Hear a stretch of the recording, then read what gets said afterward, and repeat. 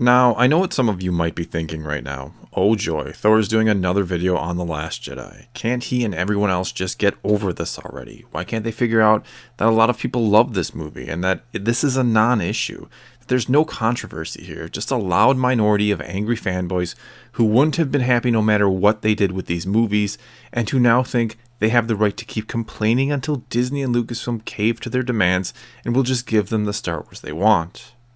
I mean, who really wants that, right? Who wants Star Wars to be exactly what they expect? I was so happy that Episode 8 completely subverted my expectations and was a breath of fresh air into the Star Wars franchise. It was the perfect movie, exactly what Star Wars needed and deserved. While on the other side of the fence, we have people who cannot fathom how anyone could have enjoyed that movie. How even if you're not the biggest fan of Luke Skywalker, that you don't understand that this was a complete betrayal of his character, and he would never almost murder his nephew under any circumstance, much less while he was sleeping. This is the guy who found good in Darth Vader after all. Then of course there's Rey, the unstoppable Mary Sue wrecking ball that blows through any and every challenge that gets in front of her. And don't even get me started about the SJWs running the entire show and the agendas they're pushing down our throats. And look, here's the thing. Neither of these two sides are entirely right or entirely wrong. And no, this really isn't one of those times where the truth lies somewhere in the middle.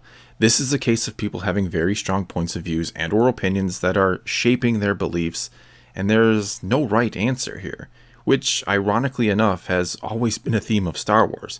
As Qui-Gon Jinn once said, "Your focus determines your reality," and never have I personally witnessed or been a part of something where that saying is truer, because each side is only focusing on that which they either love or hate about this movie, and ignoring everything else or how others may or may not feel.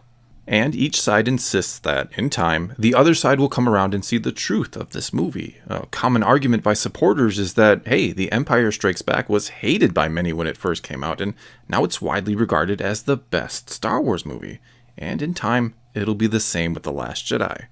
The problem with that is there wasn't much of a precedence before The Empire Strikes Back came out. There was basically only one other movie that had come out 3 years prior.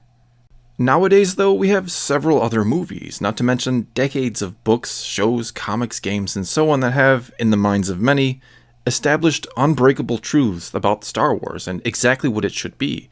In other words, for a lot of people, after 40 years, you do not tamper and change things about Star Wars that have always worked for them, because you're essentially giving them a different product, replacing that which they've always loved and supported with their hard-earned money with something completely different. And this is where I'm going to ask you to bear with me for a minute or two as I give you a very brief and concise history of a product called New Coke that will begin to explain this whole situation with Star Wars almost perfectly. And if you're on the younger side, it's likely you've never heard of New Coke, whereas if you're a bit older, you may very well see exactly where I'm going with this. Anyway, what New Coke basically was is a brand new formula or recipe that the Coca-Cola Corporation introduced back in 1985. And no, this wasn't a new product entirely to go along with the classic Coke formula that they'd basically been using for the previous 99 years with only slight changes to the formula. And I say slight changes because, yes, it is true that once upon a time, Coke did indeed have very, very trace amounts of cocaine in it. They also changed from real sugar to high fructose corn syrup at one point. Nevertheless, the taste or flavor of a Coke someone drank back in 1886 when it was first introduced is essentially the same way it tastes today and has always tasted. And that taste is one people have always loved and enjoyed, so much so that Coke's main competitor, which is of course Pepsi, has almost always been a distant second in sales, or had been up until Pepsi came up with a clever marketing strategy called the Pepsi Challenge, which amounted to a blind taste test where people, and oftentimes they were self-professed Coke lovers, were given samples of Coke and Pepsi and asked which they preferred, and more often than not, they picked Pepsi. This then, in the pre-internet era, caused Pepsi to proclaim everywhere they could, and mostly on billboards and in commercials, that more people preferred the taste of Pepsi over Coke. And although it might sound silly, this ad campaign really started to work, and for the first time ever, Pepsi was approaching Coke in total sales. And keep in mind, throughout most of the history between these two, sales were 2-1 in favor of Coke. So this closing of the gap was a pretty monumental switch.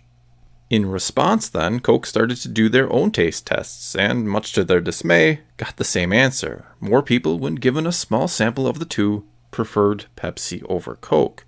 So what did Coke do? Well, they essentially panicked and came up with this idea to make their product sweeter, since the sweeter tasting Pepsi is apparently what people wanted and preferred. And after some trial and error, they came up with New Coke, which tasted similar to Old Coke, only, you guessed it, sweeter. They then proceeded to do more blind taste tests, giving people samples of Pepsi, Old Coke, and New Coke, and lo and behold, most people picked New Coke over the other two. Now, you might think the sensible thing to do at this point is to release New Coke as its own thing along with regular old school Coke. Problem is, to do that would take sales away from regular Coke, and would almost certainly mean that Pepsi would sell more than regular Coke. And that was the last thing Coke wanted. They didn't want Pepsi to in any way, shape, or form be able to claim that they were the #1 selling soft drink. So they had this crazy idea of, after 99 years of tasting exactly the same, replacing Old Coke with New Coke entirely. And as they did this, the Coca-Cola Corporation also boldly declared that it was only doing this because this is what their customers wanted, and unwaveringly stood by their decision to do this even though there was immediately pushback at the mere announcement of this happening. Though it was already way too late, and practically overnight, regular Old Coke was replaced in stores and restaurants with New Coke, and needless to say, this did not have the result they were hoping for. Nevertheless, despite the loud and angry protests of some of their most loyal customers, for several months the Coca-Cola Corporation unwaveringly stood by their decision and insisted people would come around to this new taste, that in time they'd even like it more than that flavor they'd loved and cherished their entire lives. But as time went on, the cries of outrage didn't die down or go away. They only got louder and more numerous. People even began organizing against Coke, and some went so far as to try and sue them over this. So after a few months, Coke finally gave in and made the announcement that the old formula would be returning under the label Coca-Cola Classic, and would sell alongside New Coke, though New Coke wouldn't last long, even though there were certainly plenty of people who had enjoyed it and preferred it over the old taste. Okay, so that is a very brief history of New Coke, and yes, I realize there is more to the story than that, but those are the basics. And though you almost certainly see some similarities between New Coke and The Last Jedi, I know some of you will want to claim apples and oranges here, and that these two cannot be compared, and you're mostly right. These are two very different products. However, where they're the same is that they are two examples of companies that had a long-proven winning formula that they decided to tamper with in order to, from their point of view, stay ahead of the competition. And they risked invoking the wrath of their most loyal customers to do so. And when backlash ensued, they initially ignored it or basically told their customers they were wrong about what they wanted. And you might then want to ask, what is or was a threat to Star Wars? What is their Pepsi equivalent that was threatening to take their crown? And well, Marvel is likely their main challenger right now as far as film franchises go. And though they are both owned by Disney, that doesn't mean Lucasfilm doesn't take pride in what they do and want to stay at the top. Not to mention, they do need to turn a profit to justify their continued existence. But beyond Marvel, it's simply a different landscape that Star Wars faces today. The world has changed a lot just in the decade since the prequels came out, and it's changed in both the way we consume our entertainment and the sheer amount out there now. In other words, it's a far bigger crowd to try and not only stand out in, but to stay relevant. And when Star Wars came out in 1977, there had never been anything else like it before, and pretty much hasn't been since. And I know that some people will argue that Star Wars is something special and unique, and that to capitalize off this, the movie should be like an event and maybe come out every other year at the most. And though I don't necessarily disagree with any of that, and I like the idea that the coming of a new Star Wars movie is this grandiose occasion, one thing that Marvel accomplishes by having a movie come out every few months is staying in the spotlight or the collective consciousness of a very entertainment-hungry world, and one that has a very short attention span and can quickly turn on you. The Walking Dead is an example of a show that was once seemingly watched by everyone on the planet, but now sees people turning from it in droves because it's getting repetitive. And after the main criticism levied against The Force Awakens that it wasn't original enough, clearly Lucasfilm panicked and turned to someone who could do something different with the franchise in the hopes of keeping it fresh and relevant. Problem is, though people complained about The Force Awakens not being different enough, it didn't mean they wanted the whole formula changed. They wanted their classic Star Wars just to serve to them in a new and different way, but was, on some level, still exactly the same.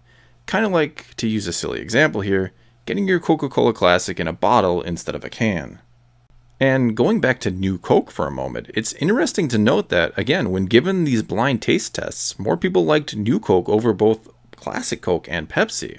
So how could the new product fail? How could these taste tests have been so wrong? Because when asked if people would buy and drink this new product, this new Coke, they said yes. But the problem is when they were asked this question, they weren't told the other product, that Classic Coke, would be going away entirely. In other words, it's fine when it's an alternative to the real thing and can be enjoyed from time to time, but it's a different story when it replaces what has always been loved and enjoyed. And this very thing happened practically in two ways to some Star Wars fans. First, those who loved and enjoyed the expanded universe had it all washed away after, in some cases, having followed it diligently for decades.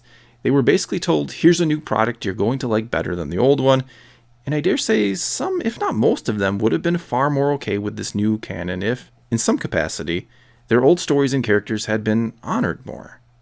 But instead of doing that, they took something that was all but considered sacred to many and greatly changed it, that being the fate or story of Luke Skywalker from what it once was or what they expected it to be. And this didn't just anger fans of the EU, it angered a lot of Star Wars fans in general, some of which had been repeatedly watching and enjoying the original trilogy their whole life, and waiting to see what became of their favorite hero, Luke Skywalker, and never wanted to see or thought he'd fall so far from grace and give up on, well, basically everything. Messing with this character was like changing the formula for Coke. It was changing something familiar that they'd loved and cherished for so long into something completely different and unrecognizable. And the funny thing is, some of the people that despise The Last Jedi may have enjoyed it just fine under different circumstances, not unlike how many people said they'd drink New Coke, but didn't realize that meant giving up old Coke entirely. So if you'd shown someone The Last Jedi and told them this was the ultimate fan fiction and wasn't the real thing, they may have liked it because it wouldn't have meant giving up the Luke they love. This would have just been an alternative that they could enjoy yet still have the thing they'd always cherished. Because here's the thing, the story itself in The Last Jedi isn't necessarily a bad one. Sure, you can argue the execution wasn't the greatest in some areas, but the basic premise for the story is solid enough. In fact, though Rian Johnson gets a lot of credit from some people for the originality of the story he told, it's not really that new or different from a lot of other movies or books that have worked and worked well. Hell, it's not even that different from The Empire Strikes Back when you really think about it, where a young hero seeks out a wise old master and doesn't find exactly what they expected. Yes, of course there are differences, like Yoda does ultimately train Luke despite some initial reservations, and though both young heroes do run off to save those they care about, and both wise old masters try to warn them that this isn't going to go the way they think, Yoda leaves Luke to his fate, while, on the other hand, old Luke does decide to act, and in the end arguably dies a hero. So what I'm saying here is it's not the story itself that a lot of people dislike. It's either the execution of that story and or having to swallow what becomes of Luke Skywalker in order for it to even work. And that's really the hang-up for a lot of people. They have to buy and believe that Luke would so utterly fail and almost kill his nephew in order for the whole story to even make sense. And this idea is just completely unacceptable to them. They wanted classic Coke or classic Luke Skywalker, and they got New Coke or Grumpy Luke instead. And this is, of course, where a lot of people like to bring up artistic freedom and say this was the story that Rian Johnson decided to tell, and it's not our place to question it. We are the fans, he is the storyteller, and if we fans are allowed to dictate these stories, then things are going to get really boring and predictable really fast.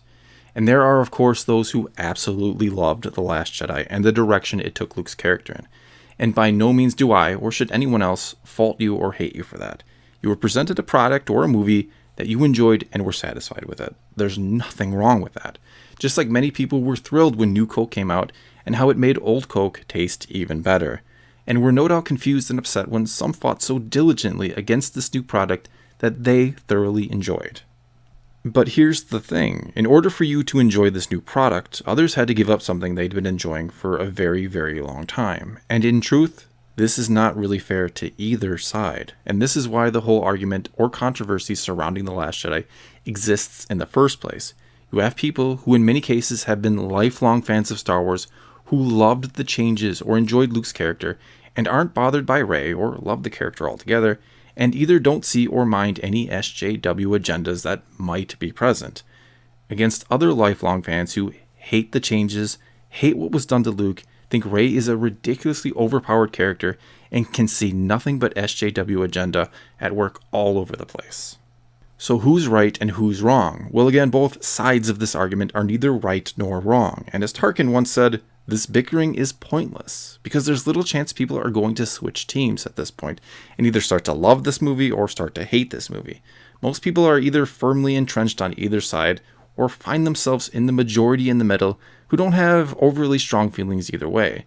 They either kind of liked it, kind of didn't like it, or something along those lines. The real fault for all of this does not lie with the fans. It falls squarely on the shoulders of Lucasfilm for both allowing this movie to be made the way it was in the first place, and then their handling of the aftermath. And yes, I realize some of you want to shout at me through your screens right now and say that The Last Jedi was not a mistake. However, from a completely business perspective, removing feelings about whether this movie was good or bad or enjoyable or not, it is a mistake when you produce a product that a sizable number of your customers not only reject, but vehemently fight against. Just like how replacing Classic Coke with New Coke was an objective mistake on the part of the Coca-Cola Corporation, as was their initial handling of the backlash by insisting that in time people would come around and enjoy this new product. And to be clear, I'm not saying that Lucasfilm should be like Coke and give us the old product back. I'm not saying they should remake The Last Jedi or do anything that drastic. Doing that would open Pandora's box, and every time any fan was disappointed with any little thing in Star Wars, they demanded be changed and would rally people behind them. Not to mention, the outrage by those who loved The Last Jedi would likely be as intense as the outrage of those who hate it and are fighting against it right now. Remaking it is a no-win scenario for many reasons, and even if you hate this movie, you have to see why that would also not be in the best interest of Star Wars. Just like if you loved this movie, you have to admit that maybe, just maybe, it wasn't in the best interest of the Star Wars franchise on the whole. Again, that doesn't mean you can't love it. It doesn't mean that you can't or shouldn't think or believe on a personal level that this was exactly what Star Wars needed to move forward or set itself apart from the crowd. It just means that the controversy it caused and the damage to the franchise's fan base wasn't worth it. And you can certainly feel that it's unfortunate that fans can't be more open to changes and think this is ridiculous that fan wishes outweigh artistic freedom. But at the end of the day, this is all about selling a product. Star Wars needs to be profitable in order to survive, and in order to be profitable, you have to make decisions that a large majority of your fan base will either be happy with or at the very least won't cause a sizable number of them to take up pitchforks and torches and form an angry mob over. And, like it or not, agree with it or not, there is no such thing as true artistic freedom when it comes to working in the Star Wars franchise for two very important reasons. First, there are already very well-known stories and established rules in the Star Wars galaxy that must be adhered to for the sake of continuity. In other words, you don't have complete freedom. Instead, you have some wiggle room to operate within these preset boundaries. And the more Star Wars gets made, the more stories and rules that get established, the less wiggle room future writers are going to have. This, in my opinion, will be the greatest challenge for Star Wars as a franchise as it goes forward. Second, those creating these films do not own the intellectual property or IP. They are working for Lucasfilm, which is owned by Disney, which is a publicly owned company that has shareholders who, above all else, want to turn a profit off these movies. In other words, you're working for someone else and trying to make them money. Taking too many liberties with the story or changing the product hurts their IP, and this is not the reason they hired you in the first place. Basically, what I'm saying is, when creating Star Wars, you're working within a pre-existing universe and making a product that is meant to be sold to a large audience and to make that audience want more. You're not spending your own money to create something completely new and original that you can market to whomever you choose, and when it fails, it only hurts your bottom line. And this is the ugly truth behind Star Wars that I think a lot of fans either forget or just don't want to acknowledge. It's a business and it's all about making money. And the best way to do that is to, more often than not, give fans exactly what they want and don't mess with what works. And you can't honestly tell me that you think the Disney shareholders give a damn about artistic freedom. More than likely, most of them want Star Wars to just be profitable. And I say most of them because I'm sure some do enjoy Star Wars.